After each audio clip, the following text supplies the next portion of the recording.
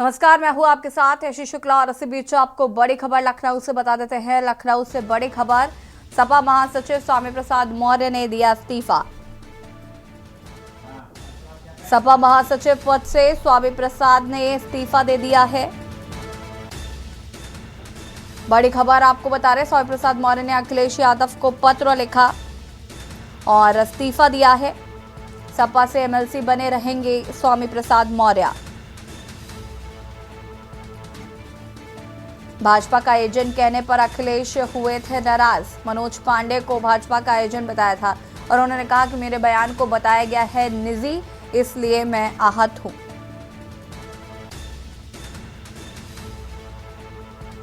कल पार्टी कार्यालय में अखिलेश ने सख्त हिदायत दी थी स्वामी प्रसाद मौर्य को और स्वामी प्रसाद मौर्य ने इस्तीफा दिया।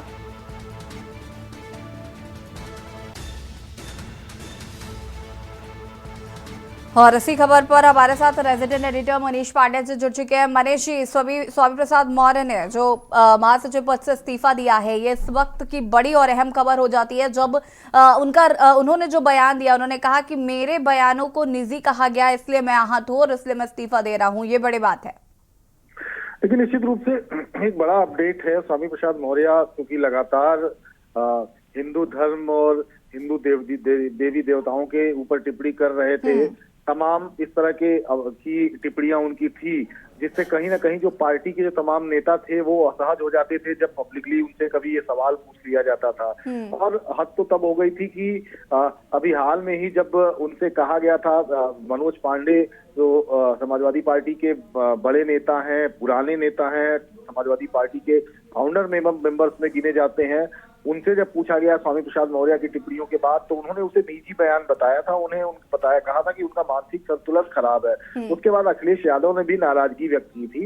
ऐसे में स्वामी प्रसाद मौर्य, चूंकि उनको जो राष्ट्रीय महासचिव का पद दिया गया था, उन्होंने बाकायदे अपने ऑफिशियल एक्स प्रोफाइल पर उन्होंने ट्वीट करके समाजवादी पार्टी और अखिलेश यादव को टैग करते हुए एक लंबा चौड़ा पत्र लिखा है, जिसमें उन्होंने अपनी तमाम चीजों का जिक्र किया है और ये जिक्र किया है कि वो काफी आहत हैं और उनका कहना है कि राष्ट्रीय महासचिव के पद पर होते हुए भी मैं अगर कोई बयान देता हूं तो समाजवादी पार्टी के जो नेता हैं वो कहते हैं कि ये निजी बयान है। उसके अलावा जो तमाम नेता हैं वो कहीं ना कहीं उनके बयानों से वो असहज हो जाते हैं। ऐसे में इन स्थितियों को देखते हुए, इन परिस्थितियों को देखते हुए राष्ट्रीय महासचिव के पद पर रहना उनके लिए सही नहीं है और वो राष्ट्रीय महासचिव के पद से इस्तीफा दे रहे हैं। हालांकि उन्होंने अपने पत्र में कहीं ये नहीं लिखा है कि वो समाजवादी पार्टी से इस्तीफा दे। फिलहाल देखना होगा कि आगे क्या राहें अलग होंगी। फिलहाल बहुत बहुत शुक्रिया आपका तमाम जानकारी साझा करने के लिए। और बता दें कि स्वामी प्रसाद मौर्य ने फिलहाल अपने पद से इस्तीफा दिया है, एमएलसी वो फिलहाल बने रहेंगे।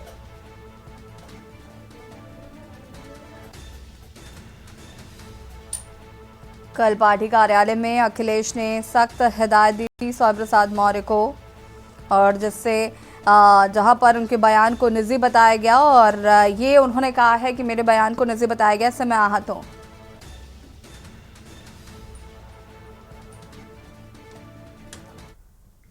और अब रुक करेंगे 6 बड़ी खबरों का, जिसमें सबसे पहले हम बात करेंगे किसानों की, जहां पर किसानों ने एक बार फिर मोदी सरकार के खिलाफ विरोध का बिगुल फूंक दिया है। पंजाब, हरियाणा समेत कई राज्यों से किसान दिल्ली कूच कर चुके हैं। वहीं प्रधानमंत्री मोदी ने किसानों के लिए तमाम योजनाएं चलाई हैं। किसानों की एमएसपी बढ़ाने के लिए एक कमेटी का गठन किया गया है। हालांकि इस बार किसान आंदोलन से राकेश टिकैत और चढ़ूनी जैसे नेता गायब हैं। पंजाब के किसान नेता जगजीत सिंह डल्लेवाल और सरवन सिंह पढ़ेर इस आंदोलन की अगुवाई कर रहे हैं। डल्लेवाल किसान मजदूर मोर्चा के नेता हैं और वहीं पर मंगलवार को पंजाब और हरियाणा हाईकोर्ट में सुनवाई हुई है। इस दौरान केंद्र ने हाईकोर्ट को बताया कि हम एमएसपी के मुद्दे पर किसानों के साथ चर्चा करना चाहते हैं। किसान आंदोलन मामले पर पंजाब हरियाणा हाईकोर्ट ने केंद्र के साथ साथ हरियाणा और पंजाब सरकार से स्टेटस रिपोर्ट मांगी है। कोर्ट इस मामले पर गुरुवार को अगली सुनवाई करेगा और दिल्ली सरकार भी इस पर अपना पक्ष रखेगी।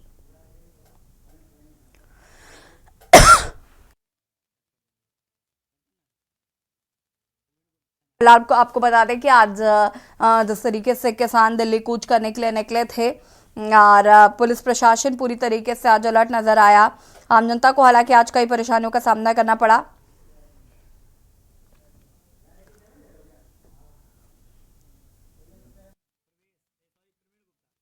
इसी खबर पर हमारे साथ संवाददाता प्रवीण जुड़ चुके हैं। प्रवीण, दिल्ली कूच करने की तैयारी आज किसानों की थी। हालांकि उनको शंभू बॉर्डर में ही जिस तरीके से हिरासत में लिया गया, आंसू गैस के गोले छोड़े गए, प्रशासन पूरी तरीके से जगह जगह पर हर बॉर्डर पर अलर्ट नजर आया। फिलहाल क्या अपडेट है? क्या किसानों ने हार मान ली है? जी मैं बता दूं अभी आपको, किसानों ने अभी हार नहीं मानी है। किसान अभी भी दिल्ली की तरफ कूच करने के लिए पुरजोर अपनी पूरी ताकत का इस्तेमाल कर रहे हैं। और इस्तेमाल करने के साथ साथ सुनने में ये भी आ रहा है सूत्रों के हवाले से कि वो अभी हिसार तक आ चुके हैं शंभू बॉर्डर को तोड़ने के बाद में। और बात करें अगर दिल्ली की, तो दिल्ली के तीनों बॉर्डरों पर मैं दिखाना चाहूंगा कैमरामैन के माध्यम से कि दिल्ली के तीनों बॉर्डर जिस तरीके से ये बॉर्डर सील किया गया है। मैं इस समय टीकरी बॉर्डर पे मौजूद हूँ और आप देख सकते हैं कि अभी भी यहाँ पे जो बैरिकेटिंग की जा रही है, बैरिकेटिंग के ऊपर तार लगाए जा रहे हैं। और उसके साथ साथ बड़े बड़े जो शिलान्यास हैं, जो बड़े बड़े पत्थर हैं, जो डिवाइडर के पत्थर जो होते हैं, जो मेट्रो के जो पत्थर हैं बड़े बड़े, वो सभी लगा के पूरे दोनों रोडों को, जो रोड दिल्ली से बहादुरगढ़ जाता है और जो रोड बहादुरगढ़ से दिल्ली की तरफ आता है, उन दोनों रोडों पे एकदम उसको बंद कर दिया गया है। और मैं आपको बता दूं, इस पे पूरी की पूरी व्यवस्था पूरी दिल्ली पुलिस यहाँ टीकरी बॉर्डर पर, सिंधु बॉर्डर पर, गाजीपुर बॉर्डर पर लगी हुई है। और किसी भी तरीके से उनको दिल्ली में घुसने का कहीं से कहीं तक भी इंतजाम नहीं हो रहा है।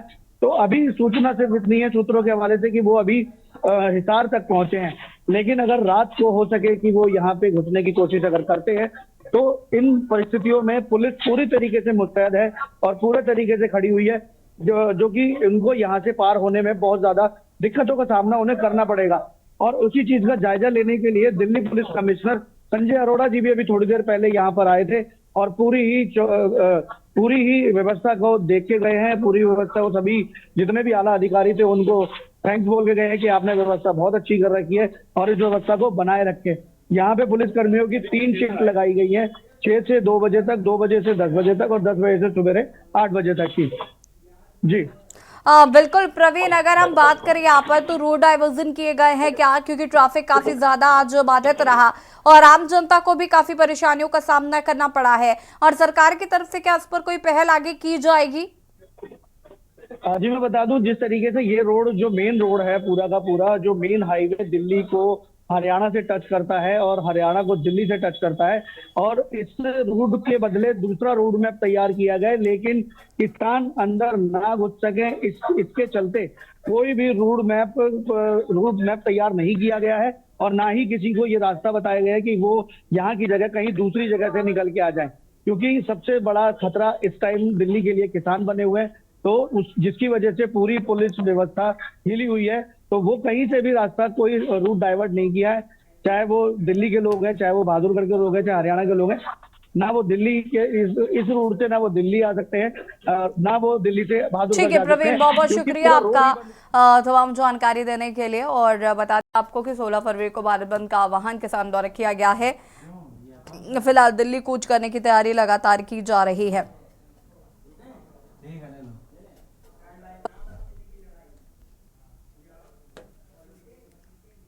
और अब बात करेंगे नाम और चिन्ह की लड़ाई। राकांपा के 2 धड़े बनने के बाद 6 महीने से अधिक समय तक पार्टी पर हक को लेकर चुनाव आयोग में सुनवाई चली। करीब 10 से ज्यादा बार सुनवाई के बाद चुनाव आयोग ने एनसीपी में विवाद का निपटारा किया है और अजीत पवार के नेतृत्व वाले गुट के पक्ष में फैसला सुनाया है। और इसी फैसले के खिलाफ शरद पवार के धड़े ने सुप्रीम कोर्ट में याचिका लगाई है। चुनाव आयोग ने की तरफ से राष्ट्रवादी कांग्रेस पार्टी का नाम और चुनाव चिन्ह अजीत पवार के गुट को दिए जाने के खिलाफ शरद पवार गुट ने सुप्रीम कोर्ट में याचिका दायर की है। इस याचिका में चुनाव आयोग के फैसले को चुनौती देते हुए जल्दी सुनवाई की मांग की गई है। वहीं अजीत पवार गुट ने सर्वोच्च न्यायालय में कैविएट दाखिल किया है। उनकी तरफ से मांग की गई है कि विपक्ष की तरफ से मामले में दायर किसी भी याचिका पर उन्हें भी सुना जाए। तो चाचा भतीजे में कहीं ना कहीं सियासी जंग जो है वो छिड़ी हुई है। अजीत और शरद पवार के बीच रसाकसी साफ तौर पर देखी जा रही है। और इसी खबर पर ज्यादा जानकारी के लिए संवाददाता जितेंद्र हमारे साथ जुड़े हुए हैं। जितेंद्र, क्या कुछ जानकारी है? चिन्ह को लेकर जो लड़ाई है उसको वो कहीं ना कहीं चाचा भतीजे में साफ तौर पर देखने को मिल रही है।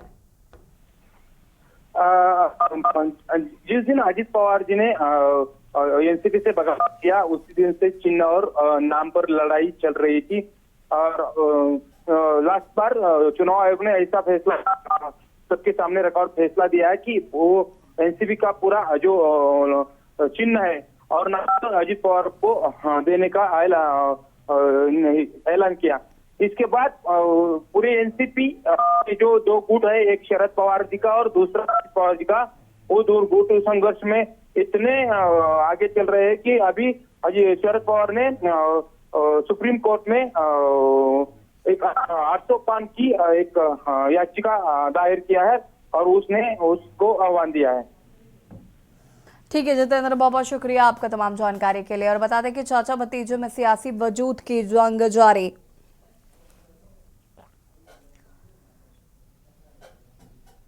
अजीत और शरद पवार के बीच रस्साकसी साफ तौर पर देखने को मिल रही है।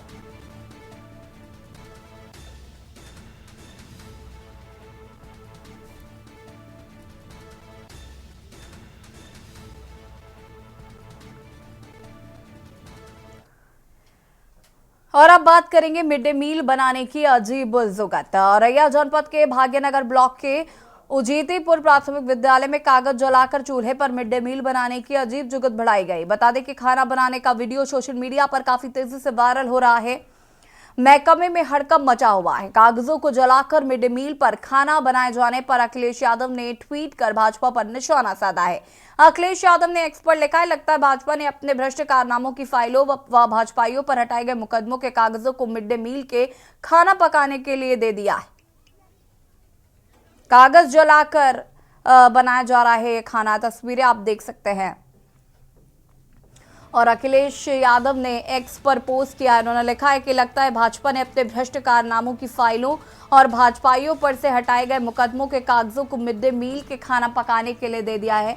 इसमें भी भाजपाइयों का एक दोहरा गोरख धंधा है। एक तरफ से तो इसमें उनके कांडों के सबूत मिट जाएंगे और दूसरी तरफ ईंधन का पैसा जेब में डाल लेंगे। ये पोस्ट एक्स पर किया है और आप देख सकते हैं कि कागज का सहारा लिया जा रहा है मिड डे मील का खाना बनाने के लिए। औरैया के उजीतीपुर प्राथमिक विद्यालय का ये पूरा मामला है।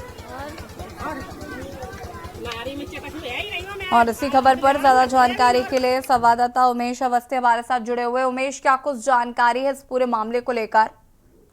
जी बिल्कुल, आपको बता दें कि ये पूरा मामला औरैया जनपद के भाग्यनगर ब्लॉक के उजीतापुर प्राथमिक विद्यालय का है, जहां पर कागज जलाकर चूल्हे पर मिड डे मील का खाना बनाने का वीडियो सोशल मीडिया पर वायरल हुआ है। वहीं विपक्षी जो पार्टी है उसके राष्ट्रीय अध्यक्ष अखिलेश यादव सपा ने एक्स पर लिखा है कि भाजपा ने अपने भ्रष्टाचार कारनामों की फाइलों और भाजपाइयों पर हटाए गए मुकदमों के कागज को मिड डे मील के खाना पकाने में दे दिया है। वहीं लगातार इस तरह की जो एक वो कागज जलाने से जो हुआ है उसकी निंदा होती नजर आ रही है और विपक्षी दल कहीं ना कहीं सरकार को घेरता नजर आ रहा है। इस तरह की जो घटना है जिसमें देखा ये जा रहा है कि सरकार के द्वारा क्या आपकी बातचीत हुई है यहाँ पर जो महिला खाना बना रही थी, क्या उनसे बातचीत आपने की? कागज जलाने की नौबत क्यों आ रही? जब जानकार और जो विद्यालय में कर्मी लोग हैं उनसे बात हुई तो उनका साफ तौर पर कहना है कि मौसम की जो खराबी एक चल रही है उसके तहत कहीं ना कहीं चूल्हे जलाने के लिए रद्दी जो पेपर हैं, जो खराब कागज हैं, उनका एक सहारा लिया गया है। ठीक है, बहुत बहुत शुक्रिया आपका तमाम जानकारी साझा करने के लिए। और यहाँ के उजीतीपुर प्राथमिक विद्यालय का पूरा मामला जहाँ पर मिड डे मील का खाना बनाने के लिए कागज का किया गया इस्तेमाल।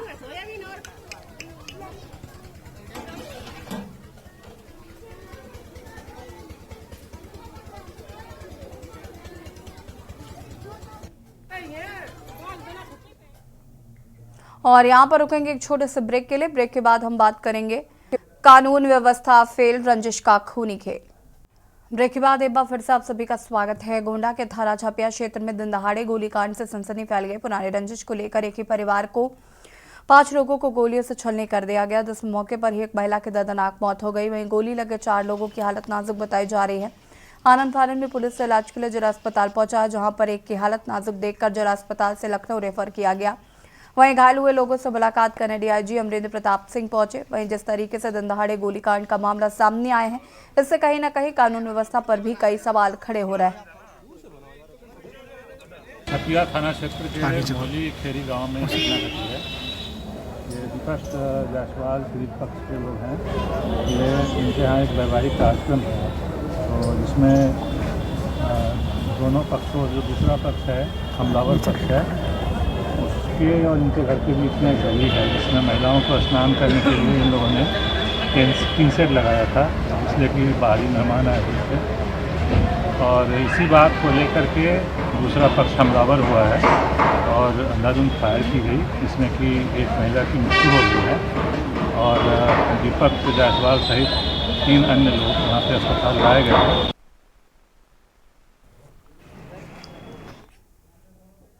और इस खबर पर ज्यादा जानकारी के लिए ब्यूरो चीफ मोहसिन खान हमारे साथ जुड़ चुके हैं। मोहसिन, क्या कुछ जानकारी इस पूरे मामले को लेकर? बिल्कुल बताना चाहेंगे, पूरा मामला छपिया के थाना क्षेत्र अंतर्गत का पूरी घटना है। टीन शेड लगाने की वजह से आपसी में कहासुनी होती है, तू तू मैं हूं मैं होती है। जहां तक बात आगे बढ़ जाती है तो हाथापाई तक आ जाती है, लेकिन हाथापाई तक बढ़ते बढ़ते वहां तक गोली तक चलाने लगती है। जहां तक एक आर्मी, एक जवान जो बोला, एक जवान जो बिल्कुल तरीके से एक देश की रक्षा करने के लिए, वो एक जवान जिस तरह से आज गोली कांड में 6 लोगों को गोली मारा है, जिसमें में से 4 लोग गंभीर रूप से घायल है। एक की मौके पे दर्दनाक मौत हो गई है और 2 को गोंडा मौके पे डीआईजी पहुंच के गोंडा जिला अस्पताल की जांच में मरीजों की जांच देख रहे हैं और वहां पे छपिया थाना पे अंकित जायसवाल एसपी वहां का निरीक्षण करके वहां की कानून व्यवस्था देख के दुरुस्त कर रहे हैं। जी ठीक है मौसम, बहुत बहुत शुक्रिया आपका तमाम जानकारी के लिए। बता दें कि परिवार के 5 लोगों को गोलियों से किया गया छलनी। फिलहाल पुलिस मामले की जांच पड़ताल में जुटी।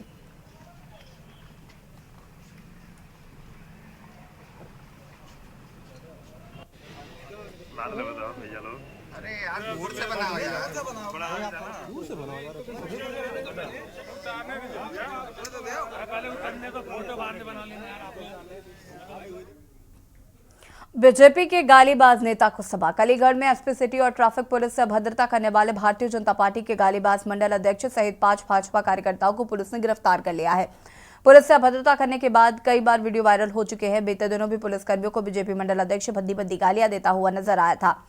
वायरल होने के बाद हरकत में आई पुलिस ने हिकड़ी निकालते हुए मुकदमा दर्ज कर लिया, जिसके बाद पुलिस पर दबाव बनाने नेताजी को पुलिस ने गिरफ्तार कर लिया है।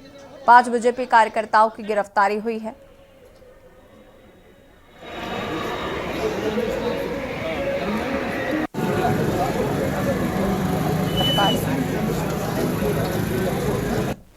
आज दिनांक 12/2/2024 को थाना बन्ना देवी क्षेत्र के अंतर्गत पुलिस के साथ दुर्व्यवहार करने के संबंध में जो अभियोग पंजीकृत किया गया है, उसमें वांछित अभियुक्तों को गिरफ्तार कर लिया गया है।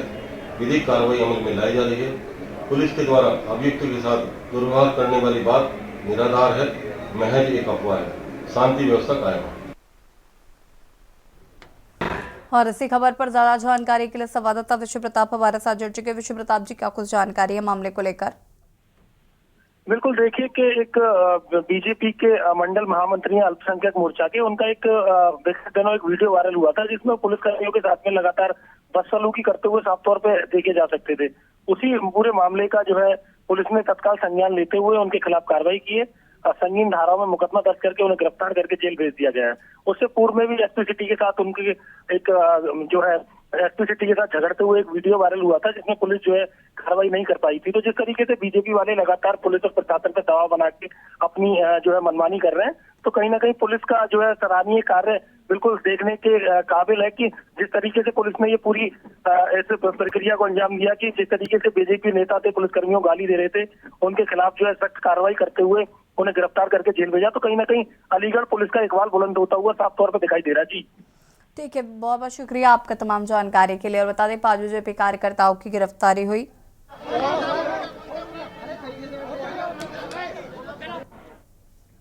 और अब बात करेंगे सिंगर की मौत पर सस्पेंस। सुल्तानपुर की चर्चित सिंगर मल्लिका राजपूत की संदिग्ध अवस्था में मौत हो गई। कमरे के अंदर शव लटकता मिला। पुलिस ने शव को कब्जे में लेकर पोस्टमार्टम के लिए भेज दिया है। पुलिस घटना के कारणों की पड़ताल में जुट गई है। बता दें कि सुल्तानपुर शहर की रहने वाली चर्चित सिंगर व अभिनेत्री विजयलक्ष्मी सिंह उर्फ मल्लिका राजपूत कोतवाली नगर के सीताकुंड मोहल्ले की रहने वाले थे।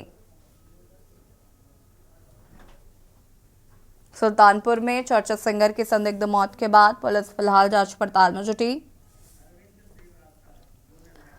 और इसी खबर पर ज्यादा जानकारी के लिए अरविंद श्रीवास्तव जोनल हेड हमारे साथ जुड़ चुके। अरविंद, क्या कुछ जानकारी है इस पूरी घटना को लेकर?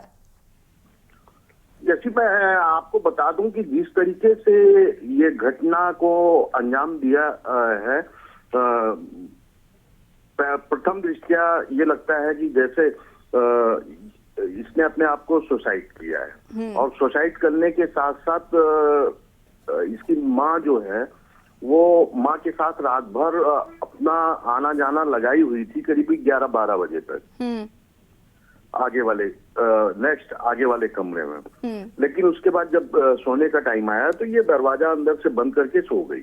सुबह इसकी माँ जब उठी तो ये देखी कि बेटी उठ नहीं रही है, तो उस समय इसने माँ ने क्या कहते हैं दरवाजे को ढकेला, लेकिन कोई आवाज नहीं आई, ना खुल पाया। तो खिड़की के माध्यम से देखा कि बेटी लटकी हुई है और बेटी एक ऐसी ख्याति प्राप्त कर चुकी थी जो कि अनूप जलोटा के साथ सुल्तानपुर में कार्यक्रम कर चुकी थी और बॉम्बे में लेखक और क्या कहते हैं नृत्य के संबंध में काम कर चुकी थी। 2017 में विधानसभा का चुनाव बीजेपी से टिकट मांग रही थी, बीजेपी के टिकट से। तो आज की पुलिस के हिसाब से आज की जांच या विवेचना जो कुछ भी है वो अभी तक सामने कुछ ऐसा नजर नहीं आया है, बस सामने निकल करके आया है कि सुसाइड की है। ठीक है। और उसके पहले इसने कांग्रेस में भी अपनी पैठ बनाने की कोशिश की थी। कांग्रेस में भी जाकर के राहुल गांधी से मिलना अमेठी के तातारपुर बंगले में, लेकिन वहां पे भी कोई बात नहीं बनी। तो 2017 में इसने बीजेपी से टिकट मांगा था, लेकिन आज देखा जाए तो अंजाम उसका खुद सामने दिखाई पड़ रहा है। ठीक है अरविंद जी, बहुत बहुत शुक्रिया आपका तमाम जानकारी के लिए। मल्लिका राजपूत की मौत पर जांच में जुटी है पुलिस फिलहाल। और फिलहाल खास पेश में तही देखते रहिए के न्यूज़ इंडिया। नमस्कार।